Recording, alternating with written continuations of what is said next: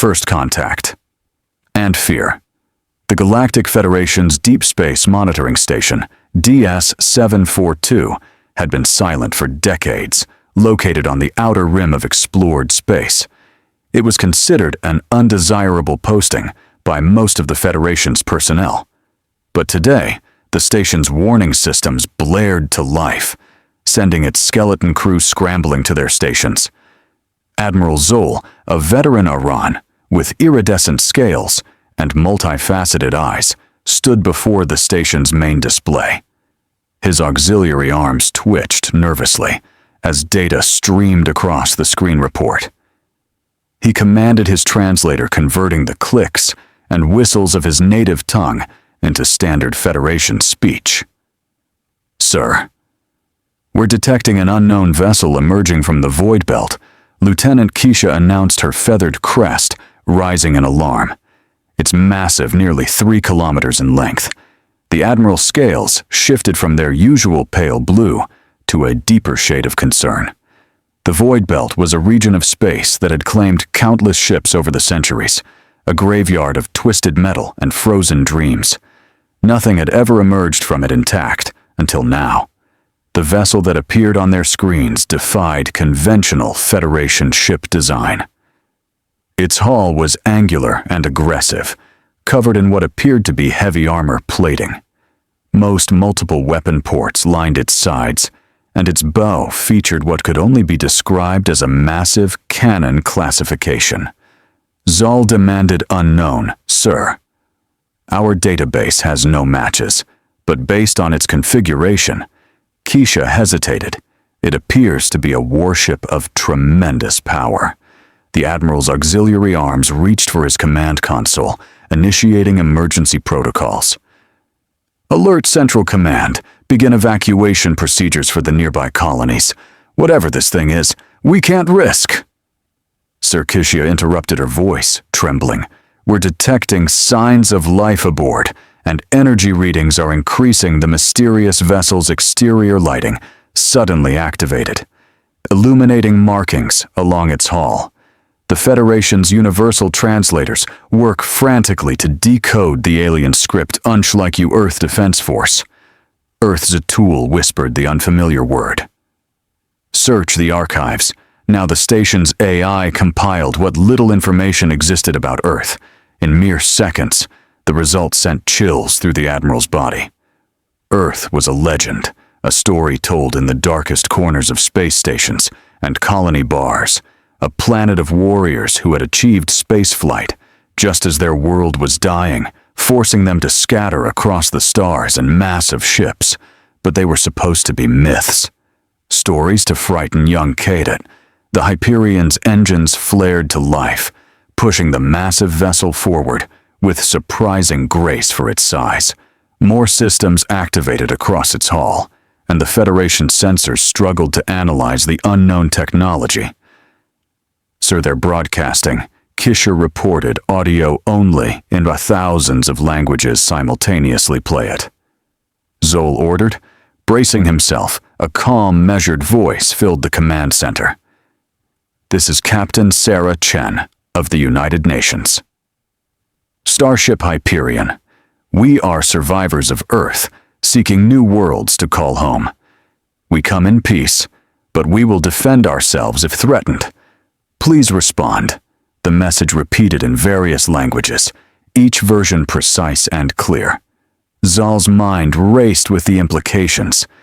If this ship was truly from Earth, and if the legends were even partially true, Sir Keisha prompted. "Should we respond?" The Admiral studied the massive vessel. Its weapon ports remained closed, but the sheer size of its main cannon suggested power beyond anything in the Federation's arsenal. If they responded wrong, if they provoked these humans, open a channel. He decided, "But alert our defense. Fleet have them maintain distance, but ready for anything." He straightened his posture, attempting to project confidence. He didn't feel. "This is Admiral Zexel of the Galactic Federation. Your arrival is unexpected." Admiral Captain Chenk's voice returned, now speaking only in Federation standard. We've been traveling for a very long time. Our ship's AI detected your station and suggested we make contact rather than simply passing through your ship. Zal searched for diplomatic phrasing.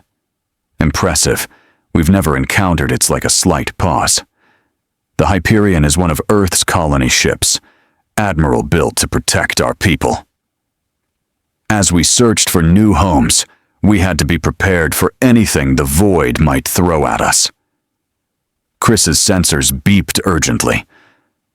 Sir, I'm detecting massive energy readings from their ship. Some kind of sir. They have enough power generation to level a continent. Zexal's scales paled further. Captain Chen, you understand that your vessel's capabilities are concerning to us. The Federation has protocols for first contact scenarios, but your ship is a warship. Chen finished for him. Yes, Earth learned the hard way that the universe isn't always friendly. But Admiral, we spent centuries searching for others to call neighbors, not enemies. The weapons, you see, are shields for our people, not swords for conquest. The Admiral's auxiliary arms twitched again as he considered the situation the humans possess, technology. It could easily overwhelm Federation defenses, yet they chose to announce themselves peacefully. Either they were incredibly confident or genuinely peaceful. Neither option was particularly comforting. Perhaps Zexal suggested carefully. We should arrange a face-to-face meeting to discuss your arrival in Federation space properly. We would welcome that, Admiral Chen replied, though I should warn you humans can look quite different from what you might expect. We wouldn't want to cause alarm before Zexal could respond. Kush's console erupted with new alerts. So are multiple ships emerging from the void belt, same design as the Hyperion, but smaller. A fleet the Admiral watched in growing alarm as dozens of vessels appeared on their screens, each still larger than the Federation's biggest ships. They moved with precision, taking up escort positions around the Hyperion. My apologies, Admiral Chen's voice returned, still calm, but with an edge of steel beneath the courtesy. I should have mentioned the Hyperion never travels alone. We've learned that lesson too. Zal stared at the assembled fleet. His mind, racing the legends of Earth, spoke of warriors who had faced extinction and emerged stronger, who had turned their ingenuity toward survival. At any cost, the ships before him were proof that at least some of those stories were true. The question was, which ones? Captain Chen, he said. Finally, I believe we have much to discuss, and I suspect the Federation's protocols for first contact may need our vision. A soft chuckle came through the Comm-Admiral. I think this is the beginning of a very interesting relationship, as the human fleet held position waiting for his response. Admiral Zexal couldn't help but wonder if the universe had just become a much more complicated place or a much more interesting one. The fate of that answer, he realized, might depend entirely on what happened next. The Ghost Fleet awakens. The Federation Council chamber erupted in chaos as Admiral Zill's report concluded. Representatives from 100 worlds shouted over each other, their various translators creating a cacophony of worried voices. High Counselor Ven, an ancient meridian, whose crystalline body refracted light in agitated patterns, raised all four hands for silence. Order. We must maintain order. The chamber gradually quieted, though tension remained thick in the air. Ven's crystal facet turned toward Admiral Zoll. Let me understand this clearly. These humans possess technology that surpasses our own. By centuries, by conservative estimates. T2 confirmed the energy readings from their smallest support vessel exceed our largest battle cruiser, and their main ship, the Hyperion. He paused, his scales shifting uncomfortably. It's beyond anything we theorize possible, yet they claim to come in peace. A Valoran representative scoffed her, fur bristling with weapons that could destroy worlds. The humans say they built for defense.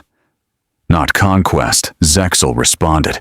Their captain speaks of centuries spent searching of losing their home. World-convenient stories, the Valen interrupted. They appear from the Void Belt with a fleet of superweapons, and were to believe they're peaceful refugees on the massive screen dominated the chamber wall. The human fleet hung in space like a collection of angular predators. The Hyperion dwarfed its escorts, yet all shared the same aggressive design philosophy. Federation analysts had identified what appeared to be point defense systems, missile launchers, and energy weapon imp placements, covering every surface. The question Ven's crystalline voice cut through the renewed murmuring is what we do about them in the observation lounge. Above the council chamber, Captain Sarah Chen watched the proceedings with carefully controlled expression. Her dark eyes reflected the tactical displays, showing both fleets' positions, while her short silver hair caught the artificial light. Despite her apparent calm, her fingers drummed quietly on the railing. "They're afraid of us," observed. Commander James Rodriguez, her first officer, the tall man's brown skin was creased with concern as he studied the alien council below. "Can't entirely blame them. We could show up with enough firepower to level a solar system." "We had to," Chen replied softly after what happened at New Eden. She left the sentence unfinished. Everyone aboard the Hyperion knew that story, how a seemingly uninhabited system had nearly spelled doom for one of Earth's first colonies. Rodriguez nodded grimly. "Still, maybe we should power down some systems, show good faith." No, Chen's response was immediate. "We protect our people always." She touched the medallion at her throat, a gesture. Rodriguez recognized it contained a hologram of Earth, their lost cradle of humanity. "We can be diplomatic, but we won't be vulnerable." Not again. Below, the council's debate had taken an ominous turn. "We all should strike." Now the Valoran representative was saying, before they can bring more ships through the Void Belt. Their technology may be superior, but we have numbers and risk interstellar war with an unknown power. Zal interrupted. "We don't even know the extent of their capabilities." Then perhaps a new voice suggested smoothly, "We should find out." All eyes turned to Counselor Dax, a shadowkin whose dark form seemed to absorb light. His species was known for Svil manipulation and careful planning. The humans claimed their ship emerged from the Void Belt. Surely there must be more of their vessels. They're lost over the centuries of their supposed wandering understanding. Rippled through the chamber, the Void Belt had claimed countless ships over the millennia. If human vessels were there, a salvage.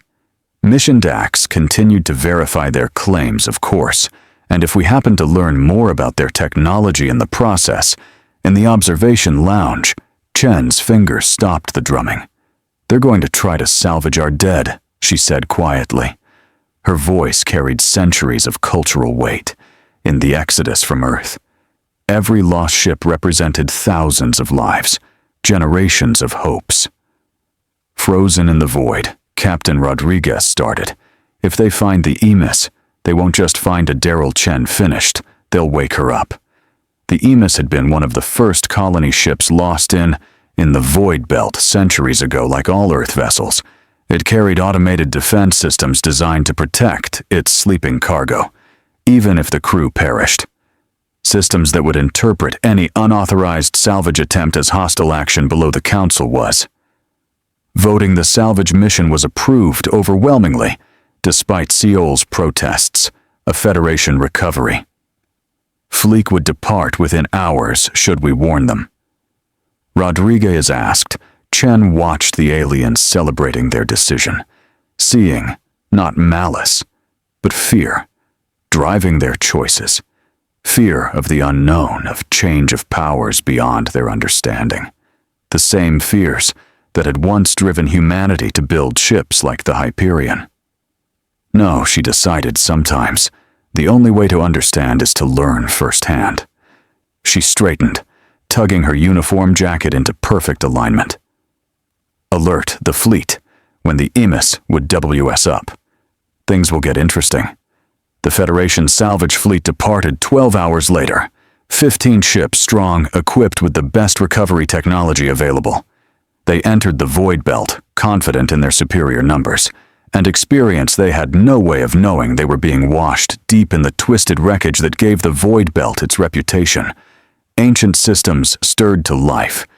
The Artemis, a massive colony ship that had drifted for centuries, began its awakening protocols. Its AI, designed to protect its cargo at all costs, assessed the approaching vessel's classification, unknown. Intent: Salvage SL, hostile response protocol activated around the seemingly Dirk ship defense platforms that had laid dormant for hundreds of years, powered up automated repair systems that had worked silently for centuries, complete their tasks. The Emets had never died.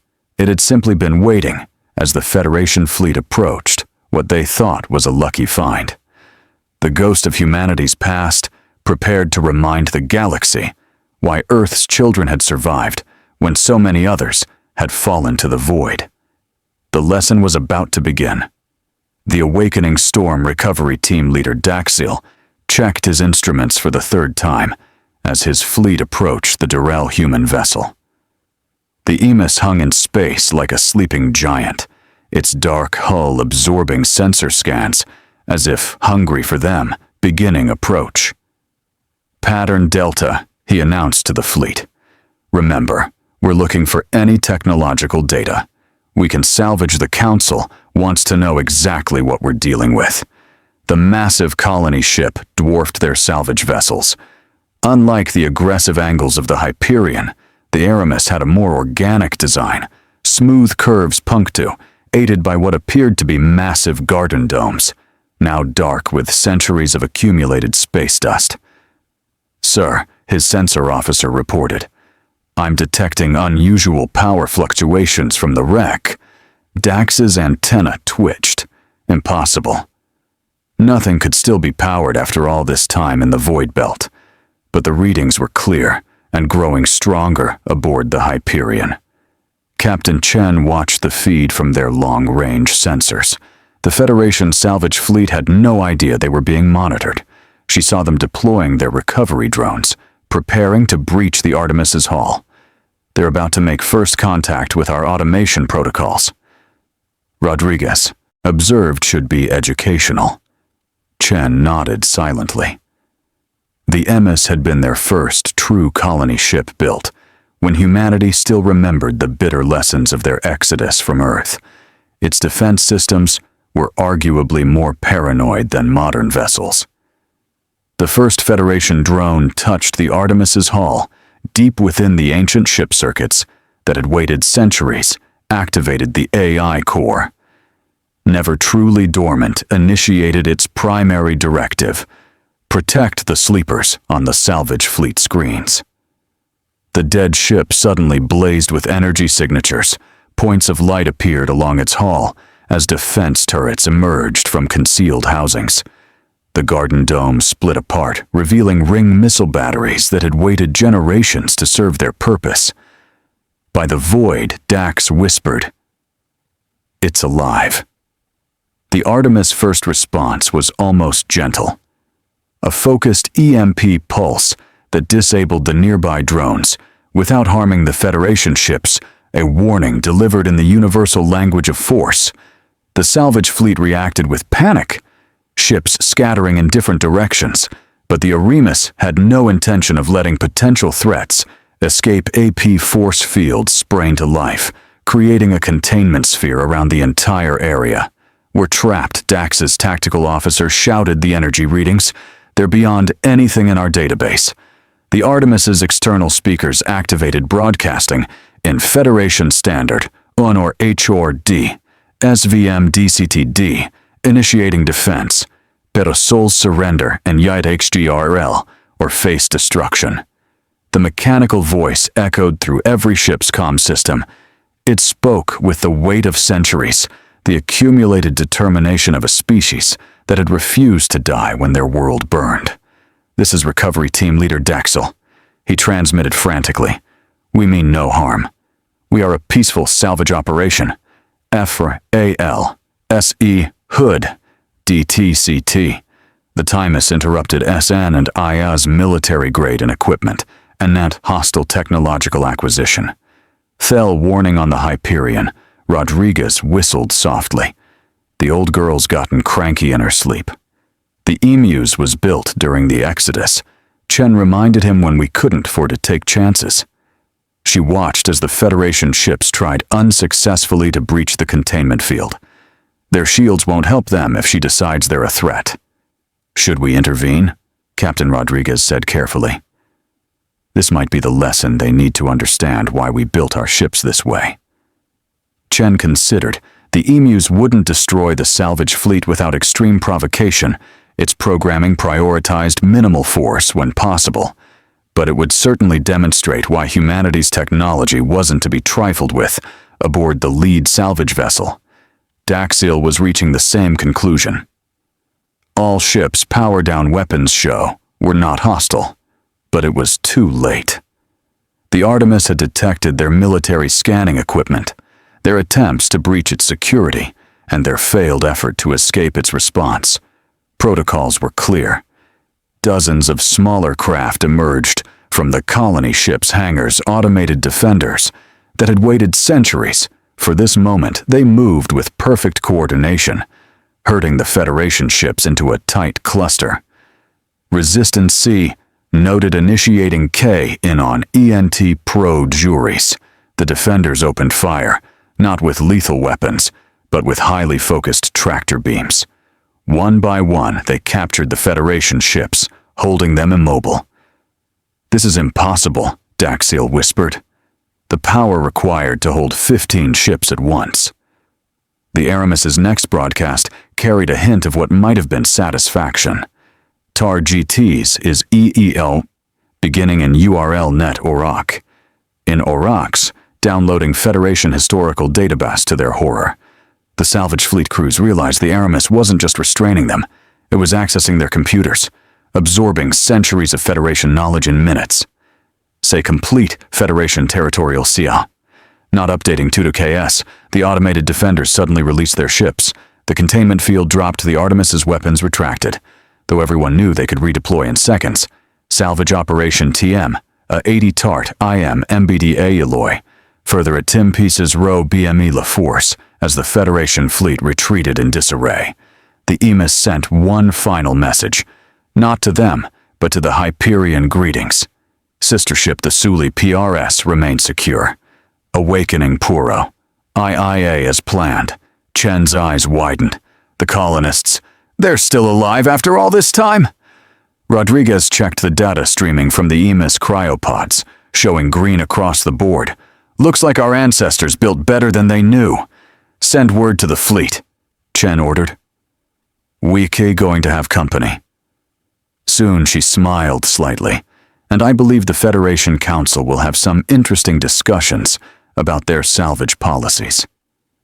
In the void of space, the Artemis's garden domes began to light up one by one. Soon thousands of colonists would wake to a very different galaxy than the one they had left behind.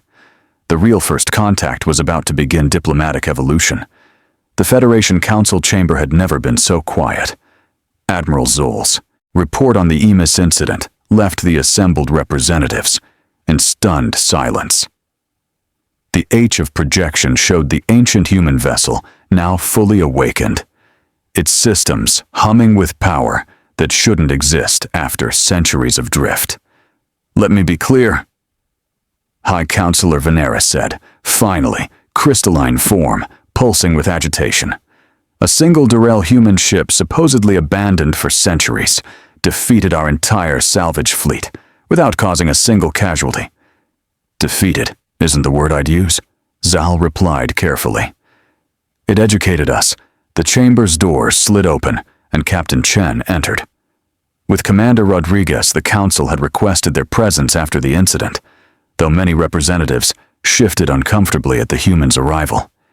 Perhaps Chen suggested her voice carrying clearly through the chamber. It's time we had an honest discussion about why our ships are built the way they are. Venomous crystal facets rotated toward her. You claim to come in peace, yet your abandoned vessels carry weapons that could devastate worlds, because we learned the hard way that peace must be protected. Chen activated a small Ho projector of her own. The image of Earth appeared not the vibrant blue world of human history, but the dying planet they had left behind when our world began to fail. We had to leave not just a few thousand people, but billions. We built the colony ships as arks, each carrying hundreds of thousands in cryosleep. Her eyes swept the chamber. Do you know what it's like to be responsible for that many sleeping souls, knowing that one mistake means genocide? The council members stirred uneasily. Chin continued, her voice soft but intense. The MS wasn't defending itself today. It was defending 50,000 colonists who still sleep in its cryopods, people who trusted their descendants to keep them safe until they could find a new home impossible. A Valen representative interrupted. No Krogan system could maintain stability for centuries. Rodri stepped forward, holding up a data. Crystal, the emus just transmitted its full status. Every pod is functioning perfectly. Our ancestors built things to last. The implication slowly sank in. The humans hadn't just created powerful warships. They had mastered technologies the Federation had deemed impossible. Long-term cryogenics, self-repairing systems, artificial intelligence sophisticated enough to protect its charges for centuries. The emus will begin waking its colonists. Soon, Chen announced people who went to sleep when humanity was still learning to reach for the stars. They'll need a place to call home. You expect us to simply give you territory? The Valan fur bristled after your ship attacked our fleet. Defended itself, Chen corrected firmly. And no, we don't expect charity. We're offering an exchange. She gestured, and her hall of projector displayed technical schematics. The Artemis databanks contain technologies we developed centuries ago. Innovations in agriculture, medicine, renewable energy. Things that could benefit everyone. We're willing to share. The council chamber erupted in excited whispers. Even the most hostile representatives couldn't hide their interest in the scrolling technical data. This is what we've always wanted, Chen continued. Not conquest, not dominion, but cooperation. A chance to be part of something greater than ourselves. High Counselor Ven studied her with all his sensory facets, and if we refuse, if we decide your ships are too dangerous to allow in our space, then we'll leave, Chen said simply. Take our people and our knowledge elsewhere. But I don't think that's what anyone here truly wants. Admiral Zexel stepped forward. Counselors, I've seen the humans' power firsthand, both their strength and their restraint. The Aramis could have destroyed our fleet today. Instead, it chose to teach us a lesson about assumptions, a lesson some of us needed, Rodriguez added, quietly glancing at certain representatives who had advocated for attacking the human fleet. Ven's crystalline form shimmered as he considered. You speak of cooperation, Captain Chen, yet your ships bristle with weapons beyond our comprehension because the galaxy is vast, fast, and often dangerous. Chen replied. We learned that protecting people sometimes means being ready for conflict while working for peace. She walked to the chamber's central platform, her uniform catching the light. The Emus carries more than just colonists. It carries humanity's history, our art, our music, our dreams, everything that makes us who we are. We protected it all this time because we believe in a future worth preserving.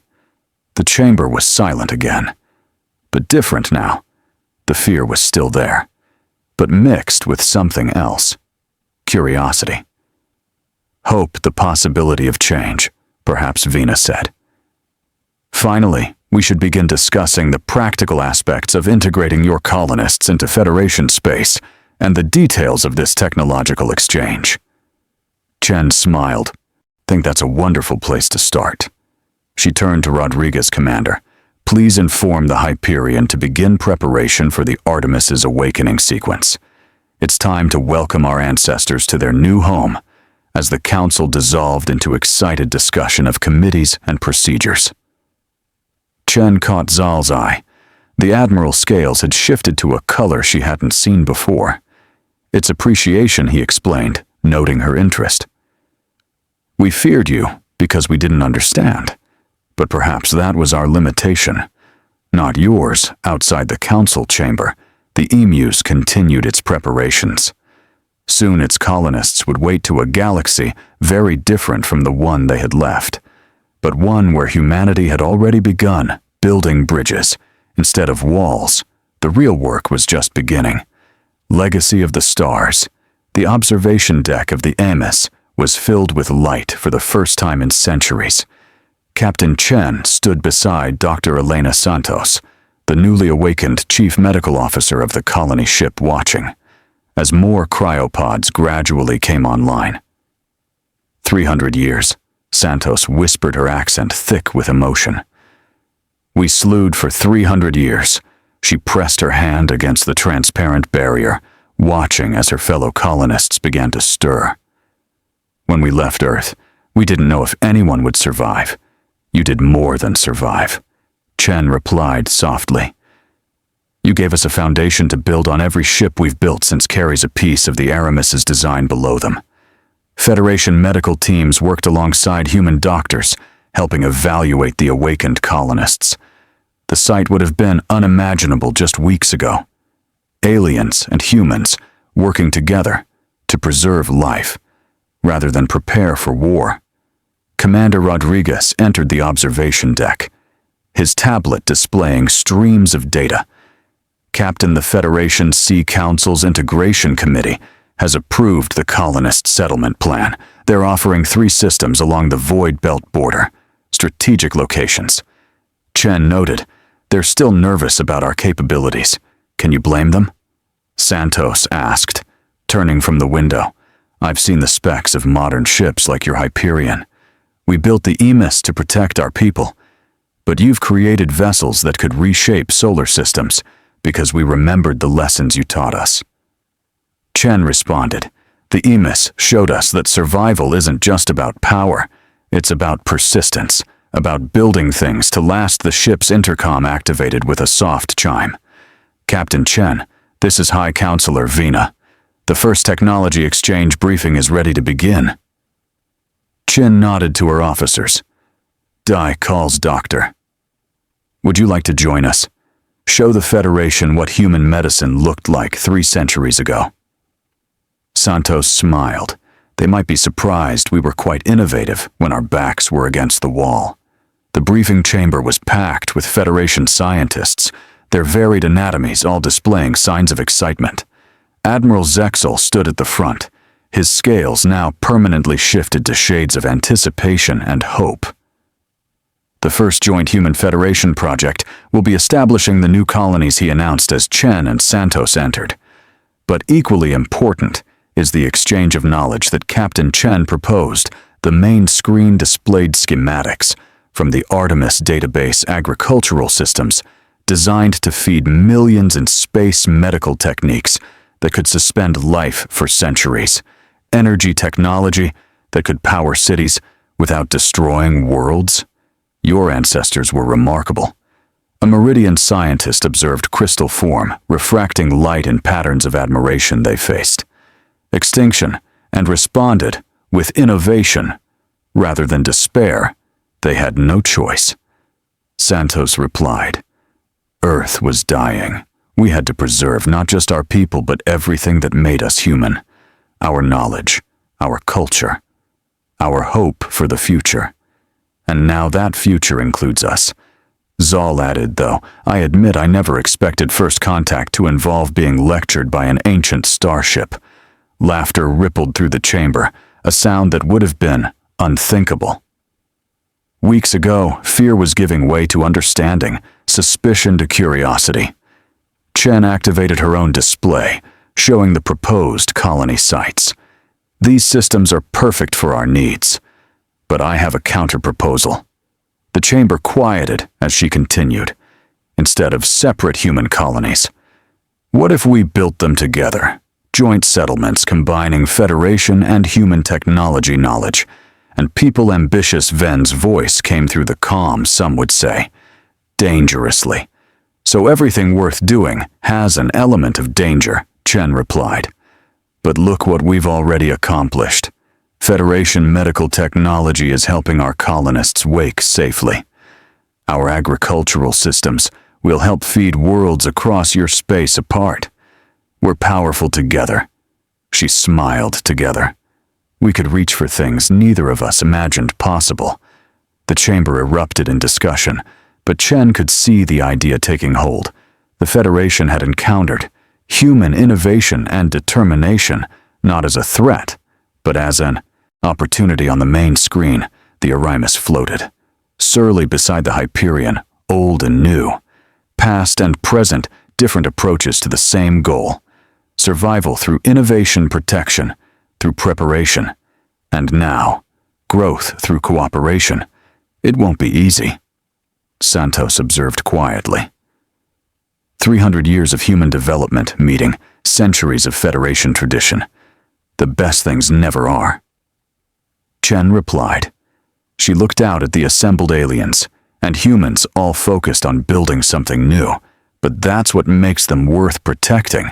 In the depths of space, more lights awakened aboard the Arimus. More colonists opened their eyes to a future they had never imagined one, where humanity had found not just survival, but partnership. Among the stars, the Federation had feared human ships because they didn't understand what drove their design. Now they knew every weapon was a shield, every system redundancy, a promise to protect every innovation, a step toward a future worth building together. They would build that future. One colony, one exchange, one bridge between cultures. At a time, the legacy of Earth, carried through centuries, in ships like the Emis, would finally fulfill its purpose. Not just to preserve humanity, but to help it thrive among new friends and allies. In the endless sea of stars, it was, Chen reflected, as she watched humans and aliens working side by side, exactly the kind of ending their ancestors had hoped for when they first reached for the stars, the beginning of something greater than they had ever dreamed possible.